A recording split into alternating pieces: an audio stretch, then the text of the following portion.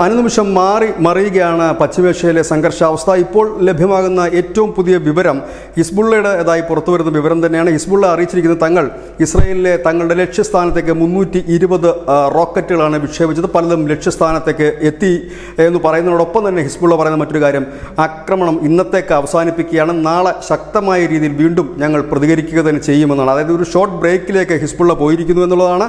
Israel IDF-ന്റെ ഒരു സ്റ്റേറ്റ്മെൻറ്റിലൂടെ പുറത്തു വന്നിട്ടുണ്ട്. 210 റോക്കറ്റുകളും 20 ഡ്രോണുകളുമാണ് ഹിസ്ബുള്ള ഇസ്രയേലിന് നേർക്ക് വിക്ഷേപിച്ചത്. ഇതിൽ ചില സ്ഥലങ്ങളിൽ വീഴുകയും നാശനഷ്ടങ്ങൾ കണക്കാക്കപ്പെട്ടിട്ടില്ല എന്നുകൂടി പറയുന്നു. എന്നാൽ ഇസ്രയേൽ പറയുന്ന മറ്റൊരു കാര്യം, തങ്ങൾ 100 കണക്കിന് ഹിസ്ബുള്ള കേന്ദ്രങ്ങൾക്ക് നേരെയാണ് ഇപ്പോൾ ആക്രമണം നടത്തുന്നത്. അത് നിർത്തിവെക്കാൻ ഉദ്ദേശിക്കുന്നില്ല, അത് തുടരുക തന്നെ ചെയ്യും. അതൊരു വലിയ പ്രക്രിയയുടെ തുടക്കം മാത്രമാണ് എന്ന് പറയുമ്പോൾ ഒരു ഭാഗത്തു നിന്നുള്ള ആക്രമണം നിർത്തില്ല എന്ന് ഇസ്രയേൽ വളരെ പരസ്യമായിട്ട് തന്നെ പറയുന്നു. ഹിസ്ബുള്ളയാണെങ്കിൽ ഒരു ഷോർട്ട് ബ്രേക്കിനുള്ള ഒരു ആഹ്വാനമാണ് നൽകിയിരിക്കുന്നത്. ഹിസ്ബുള്ള പറയുന്നത് ഇന്നത്തേക്ക് ആക്രമണം നിർത്തിയിരിക്കുന്നു, നാളെ ഇതിലും ശക്തമായി തന്നെ ഞങ്ങൾ പ്രതികരിക്കുമെന്നാണ്. News desk India Malayalam.